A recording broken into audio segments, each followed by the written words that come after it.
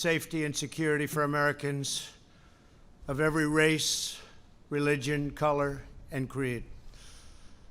We're joined today by law enforcement professionals and community leaders. Though we may all come from different places and different backgrounds, we're united by our desire to ensure peace and dignity and equality for all Americans.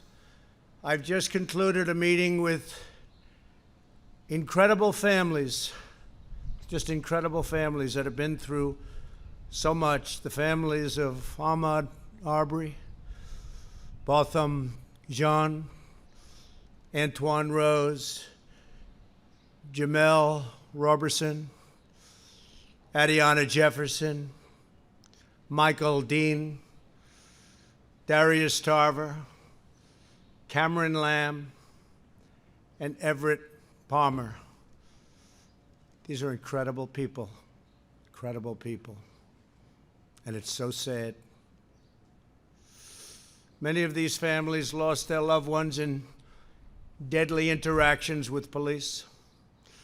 To all of the hurting families, I want you to know that all Americans mourn by your side. Your loved ones will not have died in vain. We are one nation, we grieve together, and we heal together. I can never imagine your pain or the depth of your anguish, but I can promise to fight for justice for all of our people. And I gave a commitment to all of those families today with Senator Tim Scott and Attorney General Bill Barr. We are going to pursue what we said. We will be pursuing it, and we will be pursuing it strongly, Tim, right? Okay. I want to recognize Attorney General Bill Barr, who's spent so much time on this and other matters like this. Bill, thank you very much for being here, along with, great job you're doing. Along with Senate Majority Leader Mitch McConnell and Tim Scott, and they're going to be working on a Senate bill also that can go hand in hand with this. And also Representatives Kelly Armstrong, Louis Gohmert, Jim Jordan, Guy Reschenthaler, and Pete Stauber. And thanks also to Florida Attorney General Ashley Moody, the President of the Fraternal Order of Police, Pat Yos, President of the International Association of Chiefs of Police, Stephen Cass-Stevens, and many other law enforcement leaders who are going to be joining me at the signing. Today is about pursuing common sense and fighting for a cause like we seldom get the chance to fight for. We have to find common ground. But I strongly oppose the radical and dangerous efforts to defend, dismantle, and dissolve our police departments, especially now when we've achieved the lowest recorded crime rates in recent history. Americans know the truth. Without police, there is chaos. Without law, there is anarchy. And without safety, there is catastrophe. We need leaders at every level of government who have the moral clarity to state these obvious facts. Americans believe we must support the brave men and women in blue who police our streets and keep us safe. Americans also believe we must improve accountability, increase transparency, and invest more resources in police training, recruiting, and community engagement. Reducing crime and raising standards are not opposite goals. They are not mutually exclusive. They work together. They all work together. That is why today I'm signing an executive order encouraging police departments nationwide to adopt the highest professional standards to serve their communities. These standards will be as high and as strong as there is on earth. The vast majority of police officers are selfless and courageous public servants. They are great men and women. When others run away from danger, police run straight into harm's way, often putting their lives at stake to protect someone who they don't know or never even met. great danger. Police officers run straight toward this incredible harm. Take the World Trade Center. They ran straight into the Twin Towers of 9/11. Many of them never returned. Never returned. Vast numbers of New York's finest never returned. Last year, I presented the Medal of Valor to 6 heroic police officers who ended a murderous rampage so professionally in Dayton, Ohio. Hundreds of people would have been killed, surely, without them. We ask our police to put on the uniform and risk their lives for us every day, the least we deserve and the least we can do, because they deserve it so much. They have to get our gratitude, and we have to give them great respect for what they do. For the job is one of the most dangerous jobs on earth, one of the most difficult jobs on earth. Last year alone, 89 law enforcement officers were killed in the line of duty. In recent days, 2 members of law enforcement were killed amid riots and looting, and hundreds of police officers were injured just recently. One officer was shot in the head and is now laying in a hospital, almost totally paralyzed. Despite our very good record on crime, law and order must be further restored nationwide, and your federal government is ready, willing, and able to help, as we did in Minneapolis after it got out of control for 4 days. We sent in representatives, commonly known as the National Guard, and it was all put down very quickly. We're willing to help. We're willing to help in Seattle. We're willing to help anywhere you want, and we'll be there very quickly. It won't take long. There will be no more looting or arson, and the penalty will be very grave for those who get caught. Violence and destruction will not be tolerated. We cannot do that.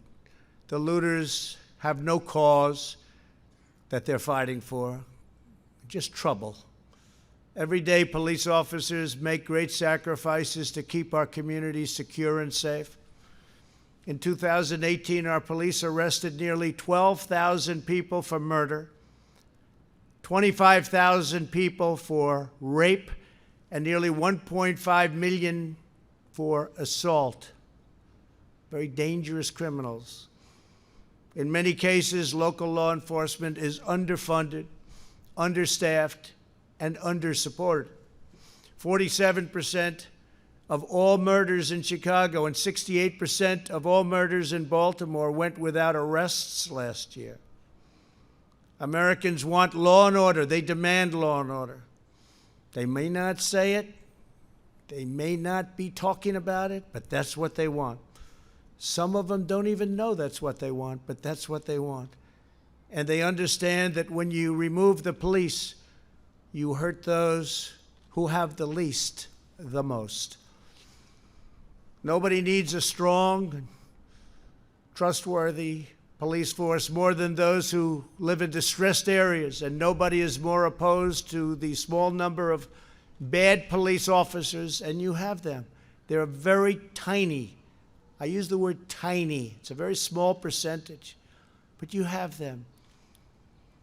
But nobody wants to get rid of them more than the overwhelming number of really good and great police officers. Some of them are standing with me and with me in the audience today, and I appreciate you being here. Thank you. Thank you. Great job. What's needed now is not more stoking of fear and division. We need to bring law enforcement and communities closer together, not to drive them apart. Under the executive order I'm signing today, we will prioritize federal grants from the Department of Justice to police departments that seek independent credentialing, certifying that they meet high standards And in fact, in certain cases, the highest standard. That's where they do the best, on the use of force and de-escalation training. For example, many believe that proper training might have prevented the tragic deaths of Antoine Rose and Botham Jean. As part of this new credentialing process, chokeholds will be banned, except if an officer's life is at risk. And I will say we've dealt with all of the various departments, and everybody said, it's time. We have to do it. Additionally, we're looking at new advanced and powerful, less lethal weapons to help prevent deadly interactions. New devices are being developed all the time, and we're looking at the best of them. And cost is no object, no object. Under this executive order, departments will also need a share of information about credible abuses so that officers with significant issues do not simply move from one police department to the next. That's a problem. And the heads of our police department said, whatever you can do about that, please let us know. We're letting you know. We're doing a lot about it. In addition, my order will direct federal funding to support officers in dealing with homeless individuals and those who have mental illness and substance abuse problems. We will provide more resources for co-responders, such as social workers who can help officers manage these complex encounters. And this is what they've studied and worked on all their lives. They understand how to do it. We're going to get the best of them put in our police departments and working with our police. We will have reform without undermining our many great and extremely talented law enforcement officers. President Obama and Vice President Biden never even tried to fix this during their 8-year period. The reason they didn't try is because they had no idea how to do it. And it is a complex situation. Beyond the steps we are taking today, I am committed to working with Congress on additional measures. Congress has started already, and they'll be having bills coming out of the Senate and possibly out of the House. And hopefully they'll all get together and they'll come up with a solution that goes even beyond what we're signing today. But this is a big, big step, a step that hasn't been taken before.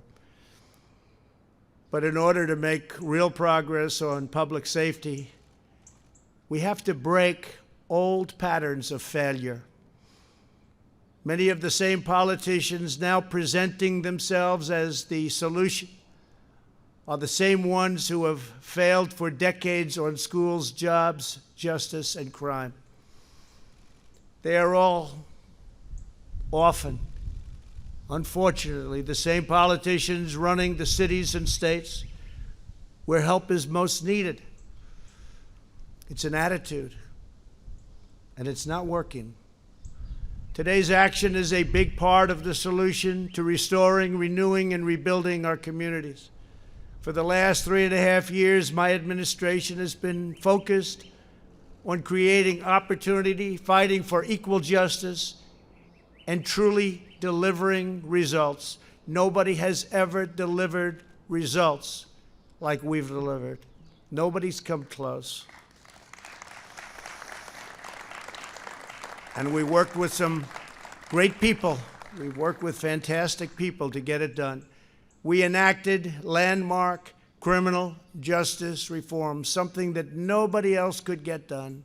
They tried, and they couldn't even come close. So we got it done, and we got it done powerfully, and people appreciated it.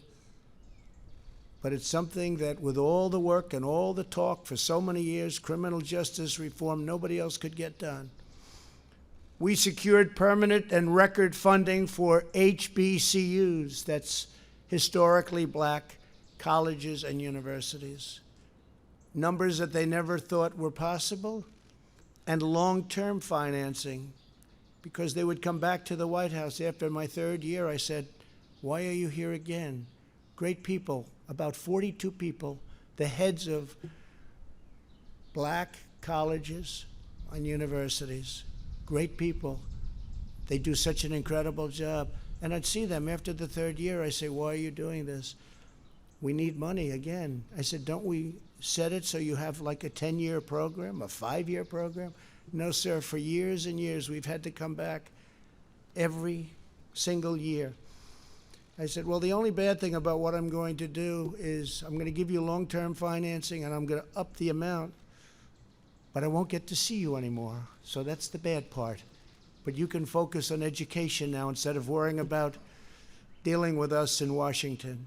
So we did that for the historically black colleges and universities. I'm very proud of it. They're incredible.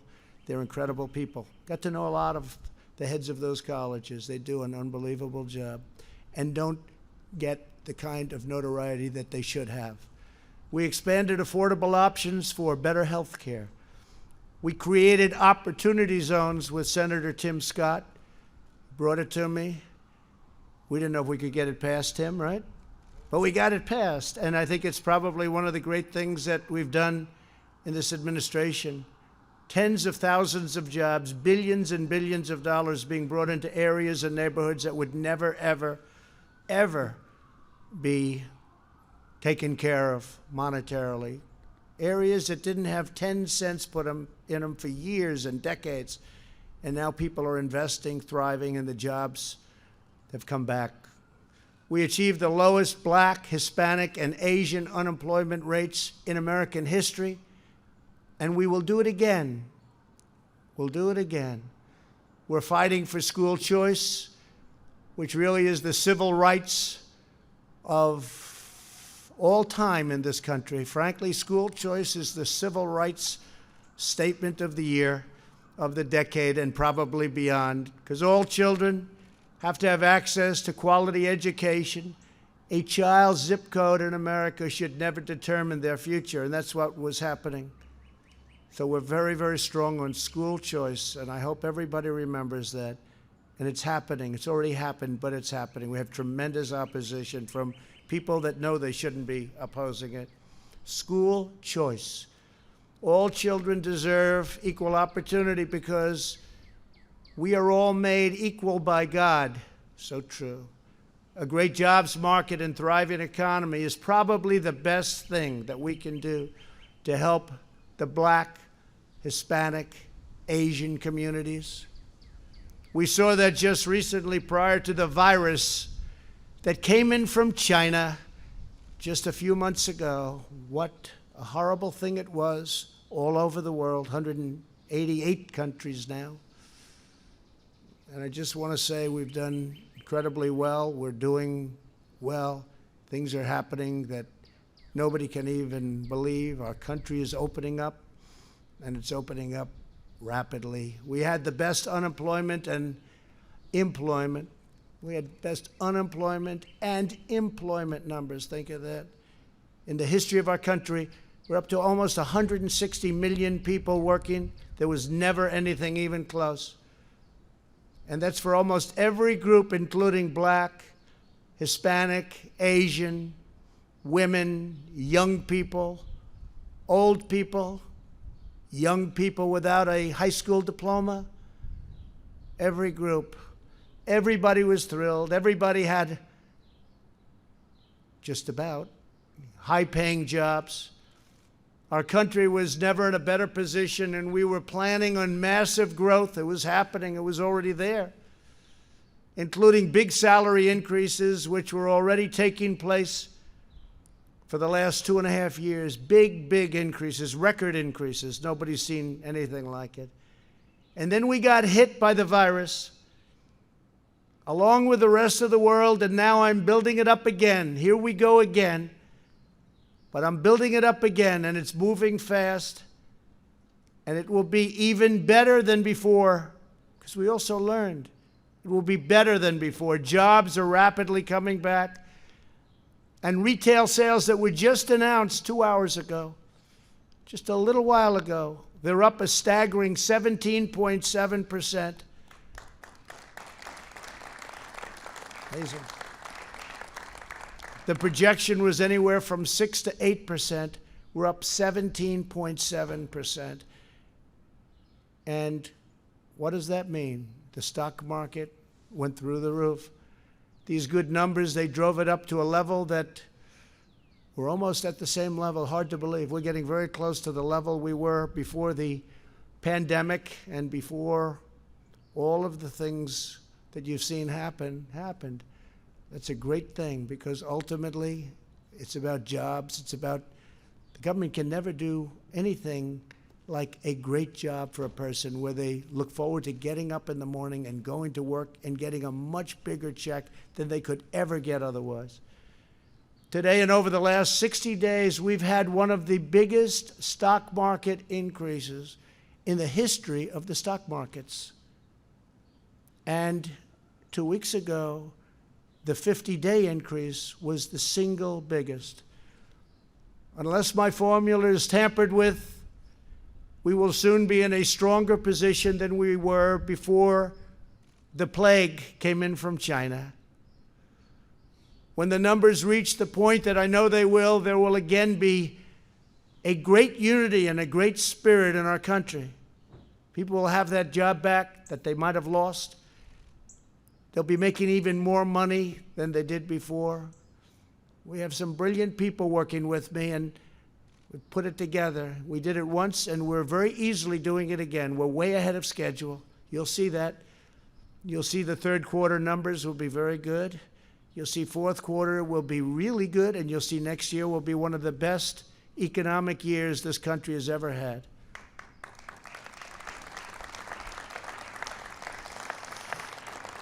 And it's all happening very quickly, way ahead of schedule, and I think you'll see that. People can't even believe what they're looking at.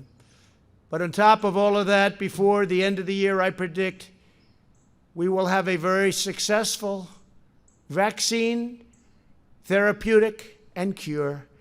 We're making tremendous progress. I deal with these incredible scientists, doctors, very, very closely. I have great respect for their minds.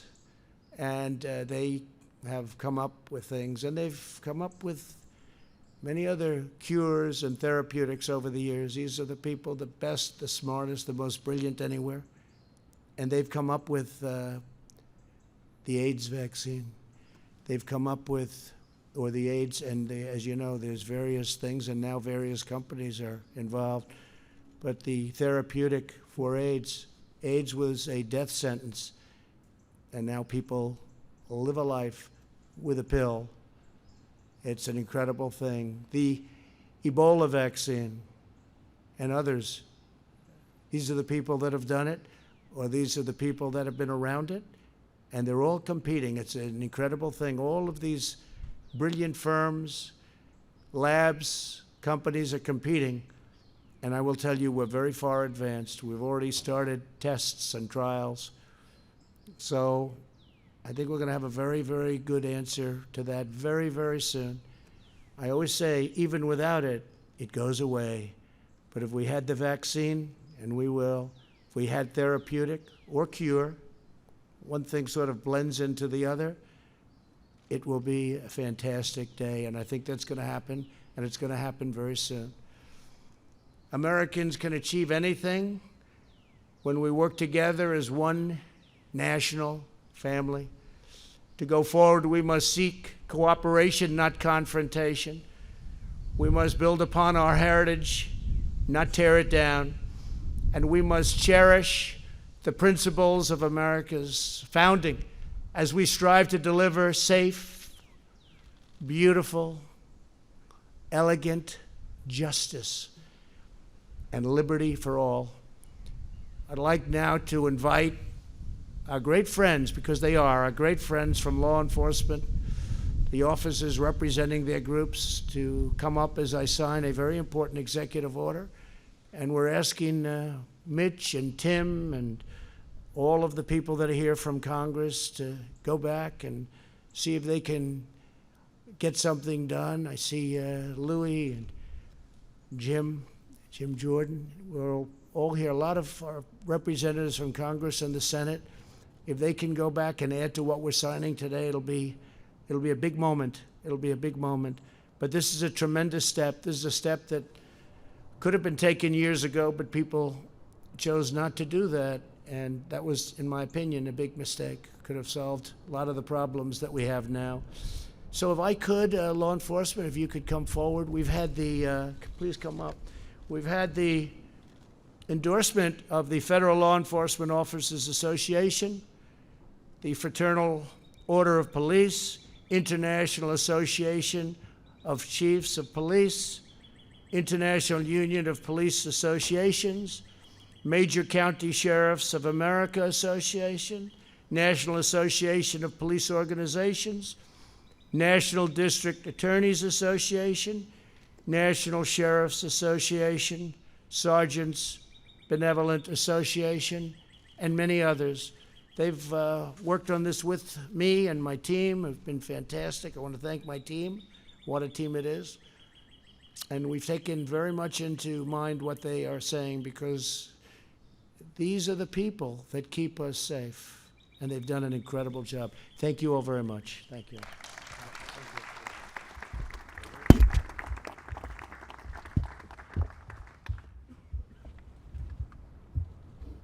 This is a big one, right?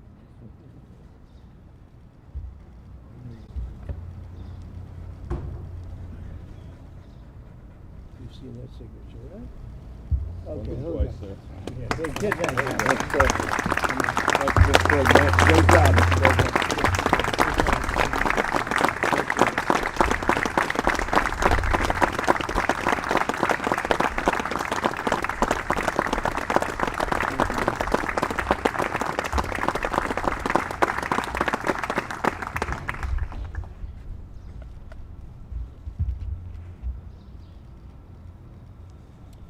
Thank you very much. Thank you. Take one of these for yourselves. Okay. Thank you very much.